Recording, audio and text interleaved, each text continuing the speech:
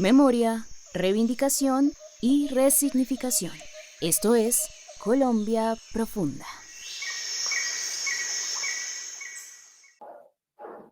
Muy buenas noches, muy buenos días, muy buenas tardes, según el uso horario de nuestros seguidores youtuvidentes. Les habla Saúl Ignacio Peláez Arango de la periferia profunda, desde acá de la ciudad de Medellín, en un tiempo que ha sido maravilloso en cuanto al clima, con tiempo seco, aunque recientemente hubo un pequeño y torrencial aguacero sobre esta ciudad que refresca un poco ese ambiente tan cálido. Y bueno, es importante que vayamos en este lazo de tiempo que tenemos disponible con los siguientes temas a saber. El primero de esos temas, comunicados relacionados con lo que está pasando con el presidente nacional de la CUT, Fabio Arias Giraldo.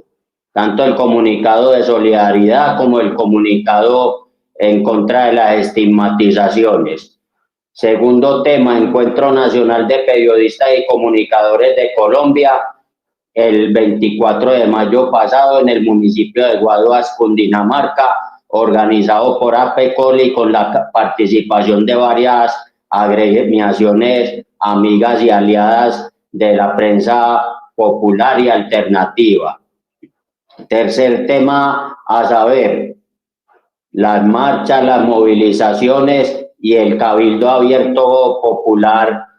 que se han hecho en los días venideros 28, 29 y días antes en Medellín, área metropolitana y otros lugares de Antioquia. El cuarto de los temas, arde el suroeste antioqueño porque el tema de el medio ambiente y la vocación campesina está en juego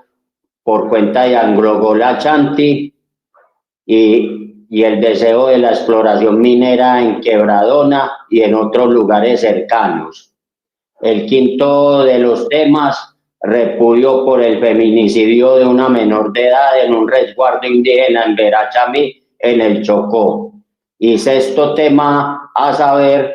la participación de los equipos colombianos en esta última jornada de Copa Libertadores y Copa Suramericana, lo mismo lo que resultó en la final de la UEFA Conference League con triunfo para el Chelsea de Inglaterra y lo que se viene para este fin de semana, sábado y domingo, con la definición de la UEFA Champions League y la definición de la Liga del Fútbol Profesional Argentino. Entonces vamos de una vez en materia, en el sentido de que en las últimas horas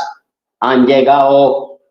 una serie de amenazas y una serie de improperios hacia el presidente de la CUT Nacional, Fabio Arias Giraldo.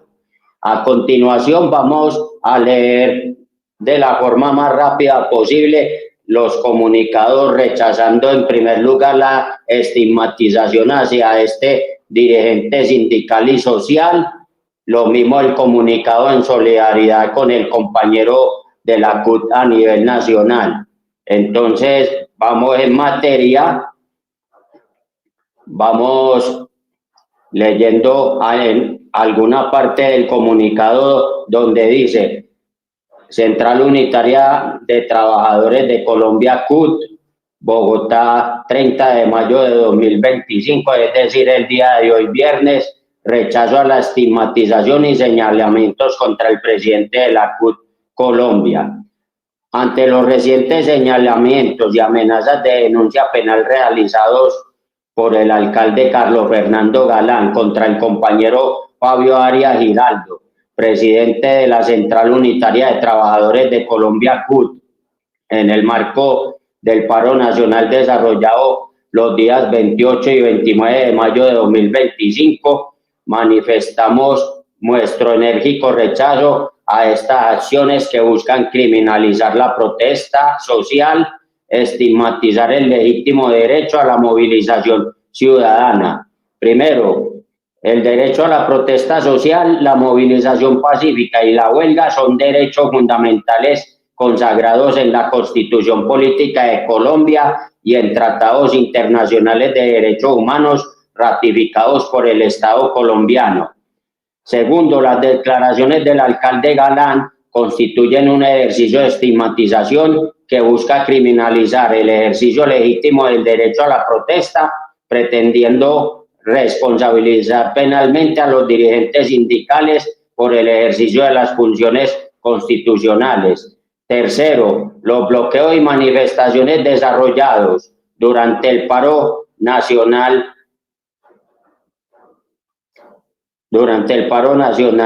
del 28 y 29 de mayo de 2025 responden a las legítimas demandas de los trabajadores y sectores populares frente a las políticas gubernamentales que afectan sus condiciones de vida y trabajo.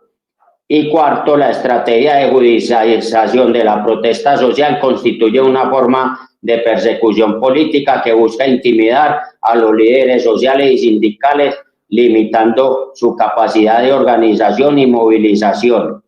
Rechazamos categóricamente los señalamientos estigmatizantes realizados por el alcalde Carlos Fernando Galán contra el presidente de la CUT, Fabio Arias Giraldo, la amenaza de denuncia penal como mecanismo de intimidación hacia el movimiento sindical,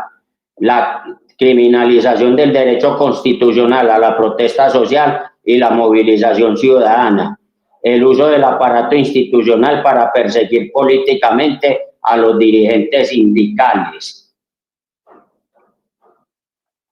Exigimos el respeto irrestricto al derecho constitucional de protesta social y movilización pacífica, el cese inmediato de las amenazas y señalamientos contra los dirigentes de la CUT y el reconocimiento del papel legítimo que cumplen las organizaciones sindicales en la defensa de los derechos de los trabajadores.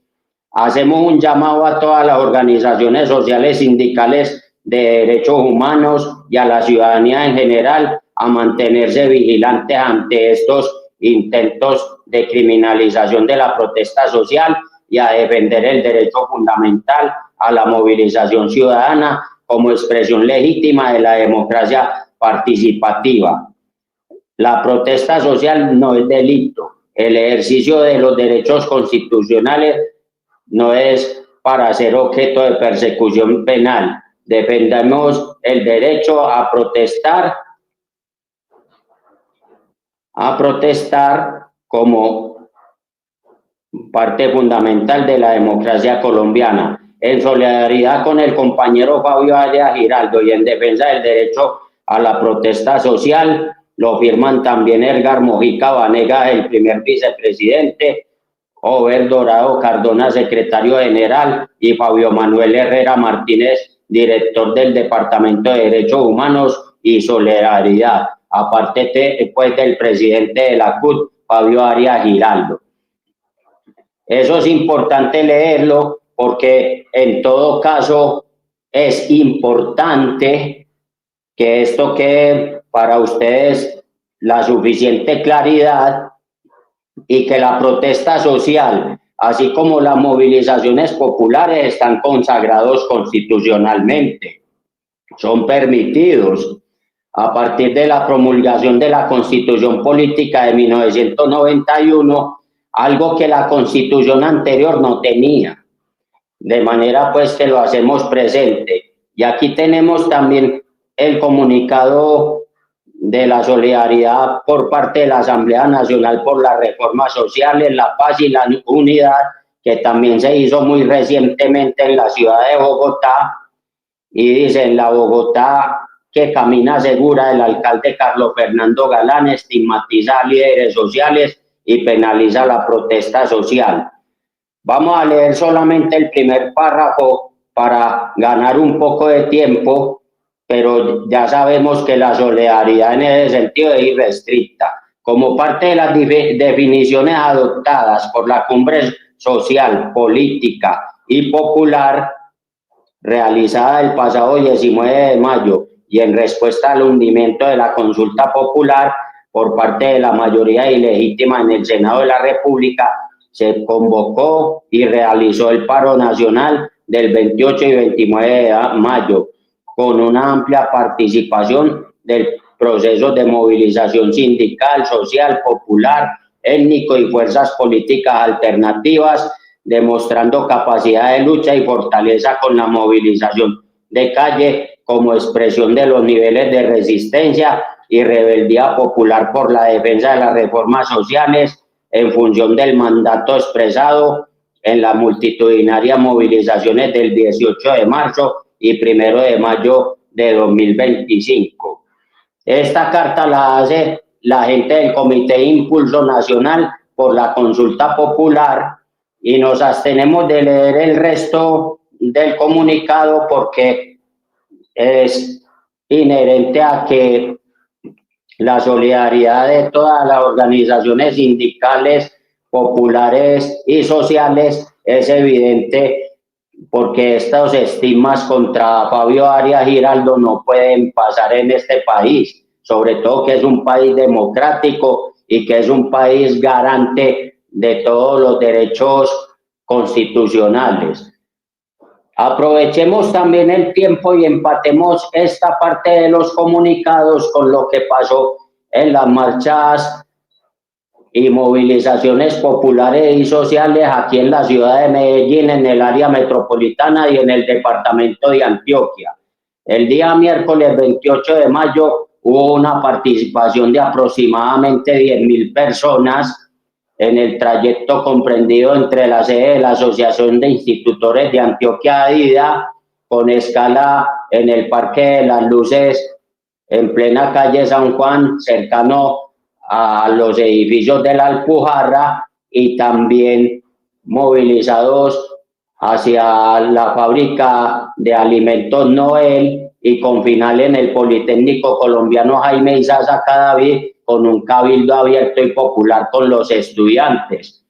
En esa marcha, en esa movilización, se hizo hincapié todo el tiempo en la importancia de lo que es esta consulta popular, no tanto porque sea decidida por un presidente o por una agrupación política, sino que esta le va a servir para cualquier generación del pueblo colombiano, ya sea generación antigua o generaciones nuevas.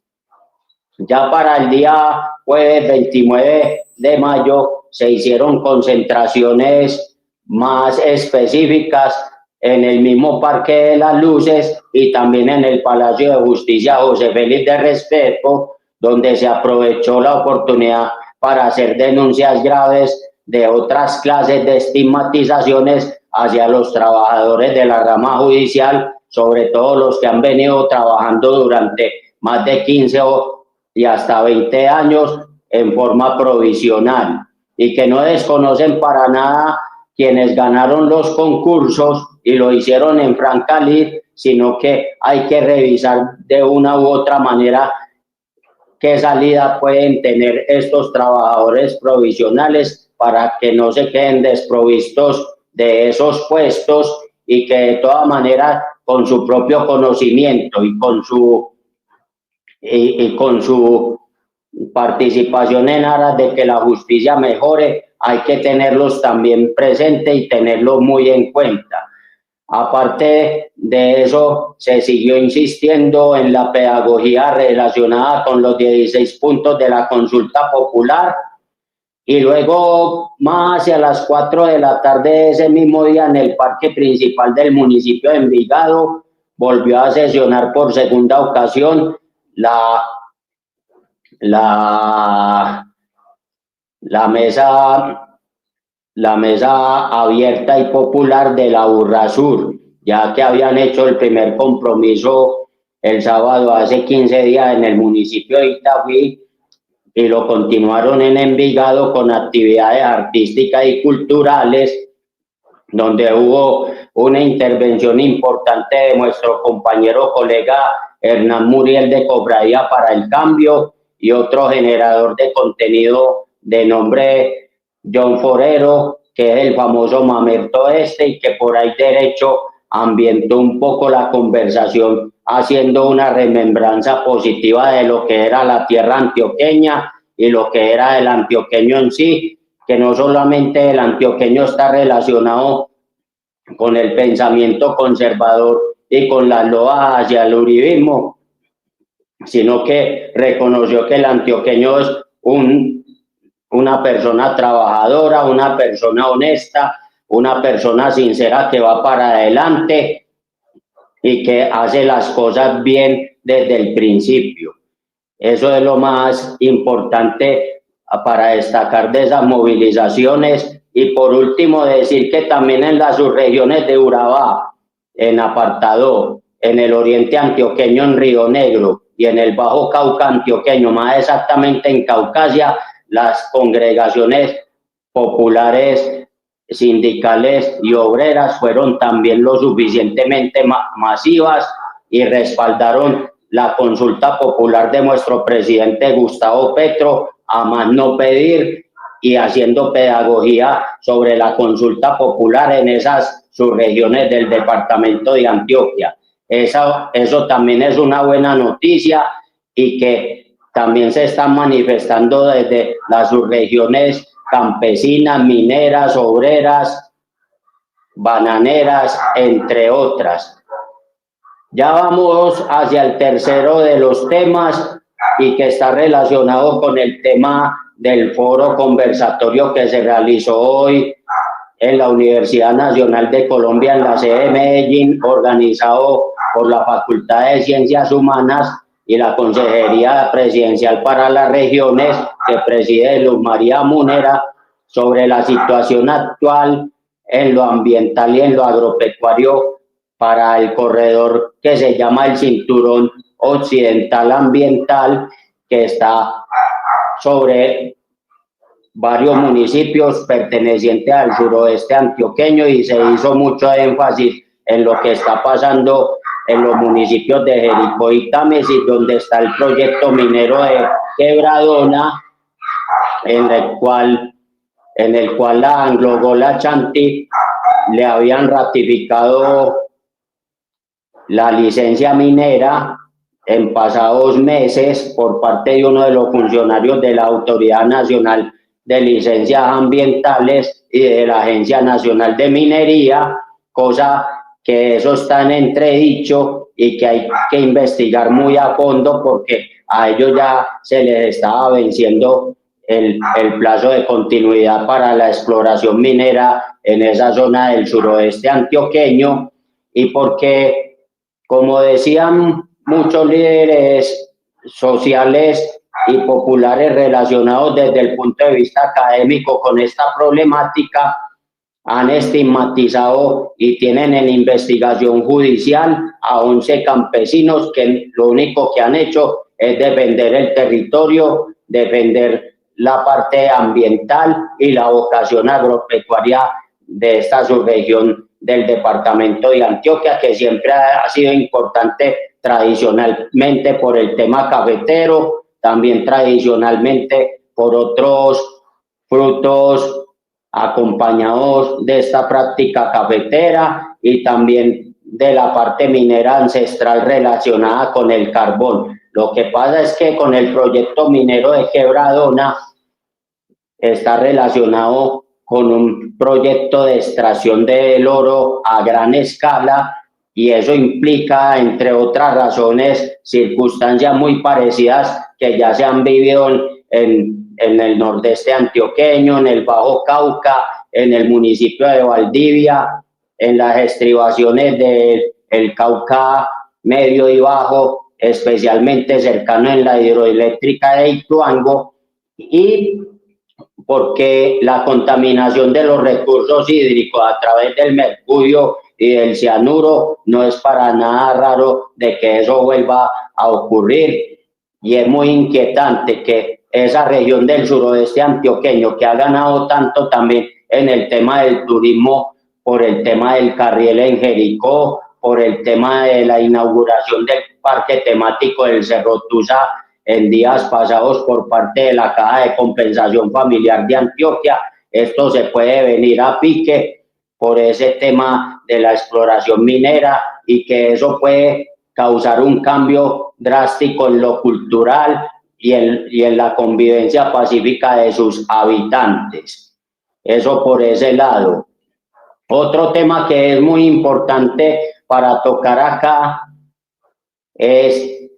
lo que pasó recientemente en un resguardo indígena en Verachamí, en el Chocó, que se denunció un feminicidio por parte de las autoridades de ese resguardo contra una menor de edad.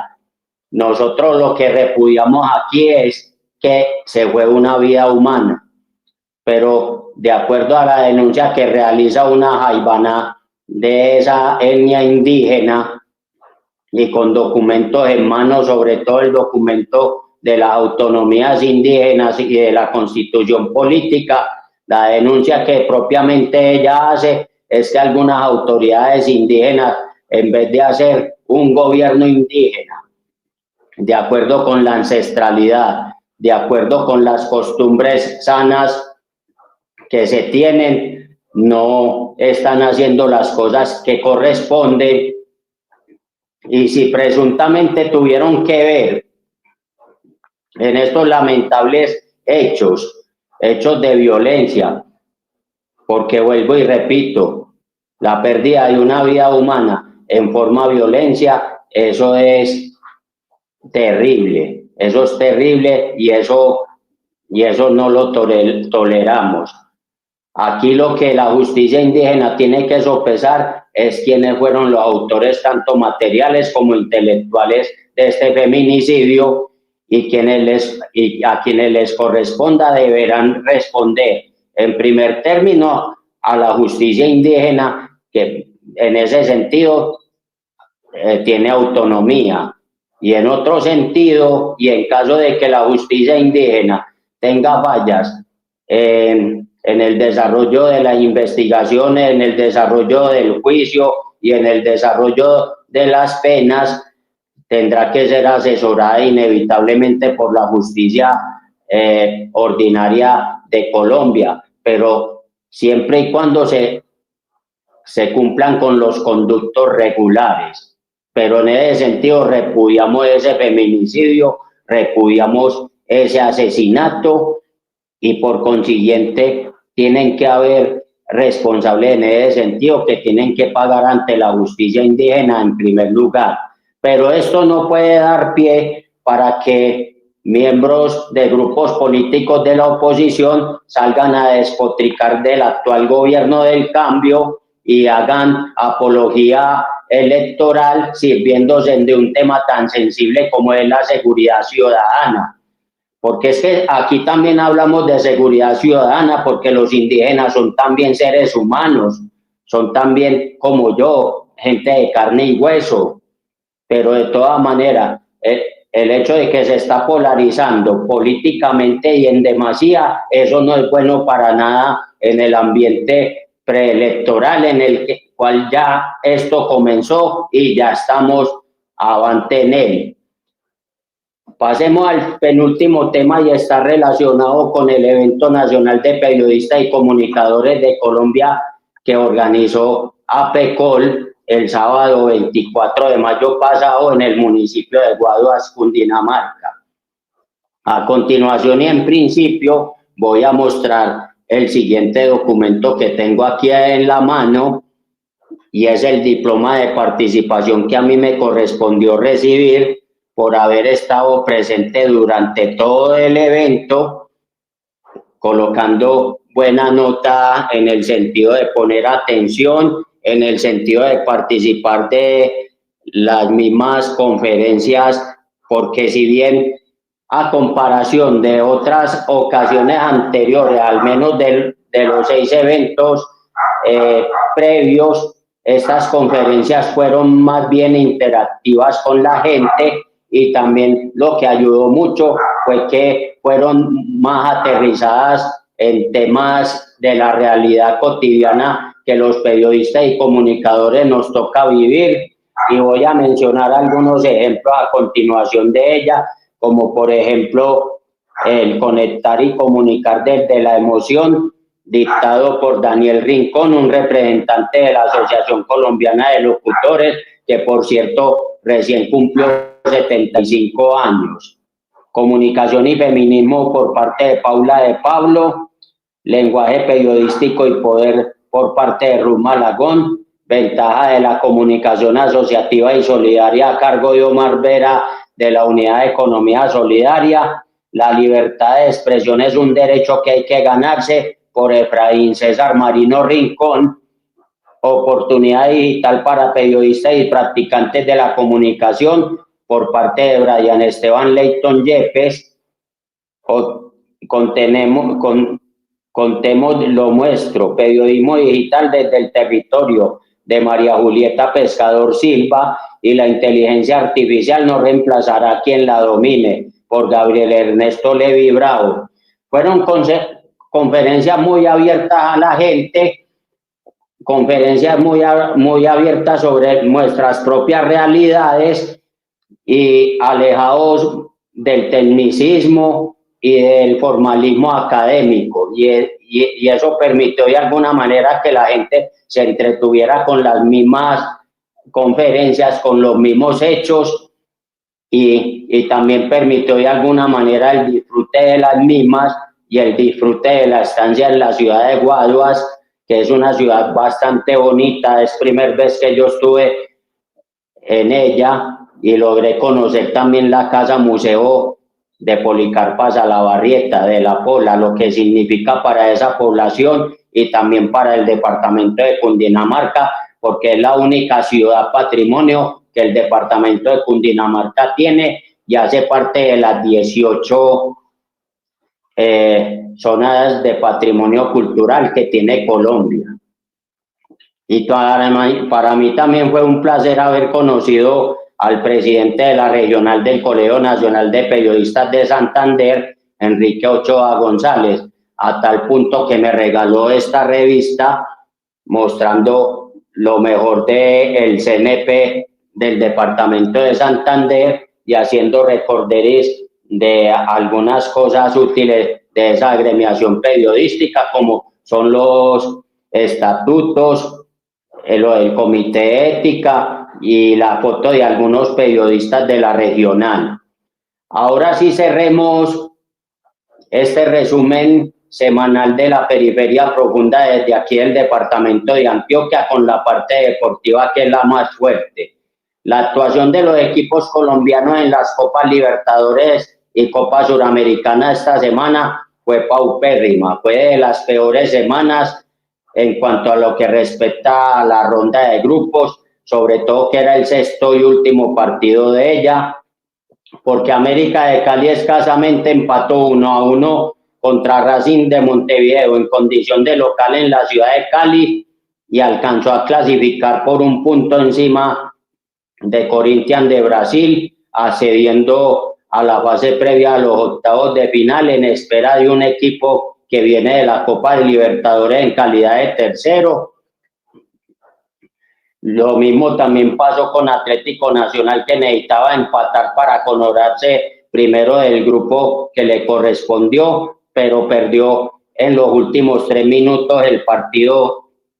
por 1-0 a manos de Nacional de Montevideo. Misma suerte vivió el Atlético Bucaramanga en condición de visitante en el David Arellano de Santiago de Chile ante Colo-Colo, pérdida de 1-0 que no le alcanzó para clasificar a octavos de final, más sí a llegar a la Copa Suramericana, hacia la antesala a los octavos de final, y posiblemente por la organización de los mejores terceros,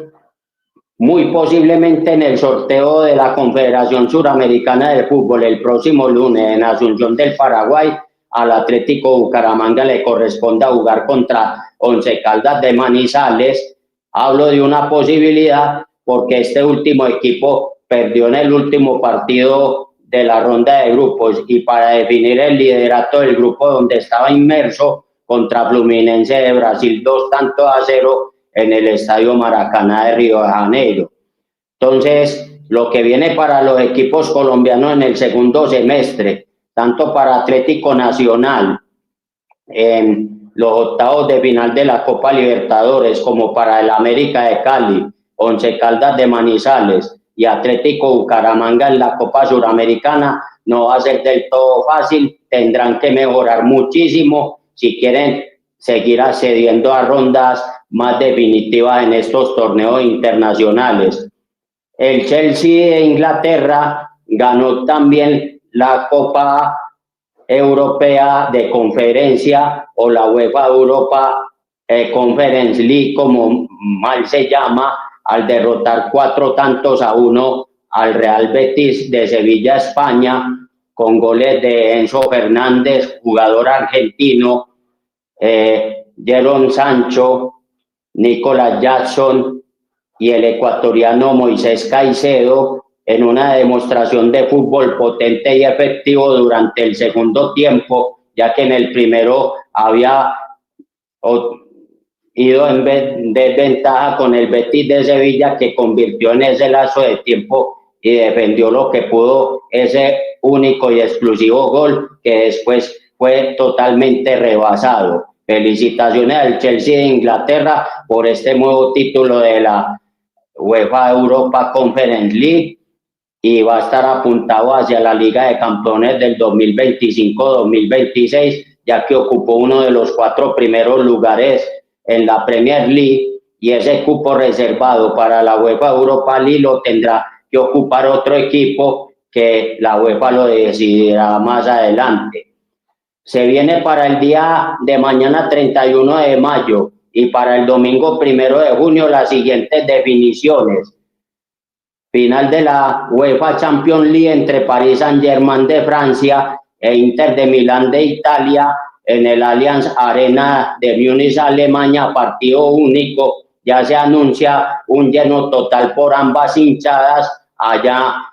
en la ciudad alemana de Múnich para el día de mañana, a eso de las 2 de la tarde, hora colombiana aproximadamente, que será ese partido único para definir quién se queda con la orejona en esta versión 2024-2025. Y finalmente, para el día domingo,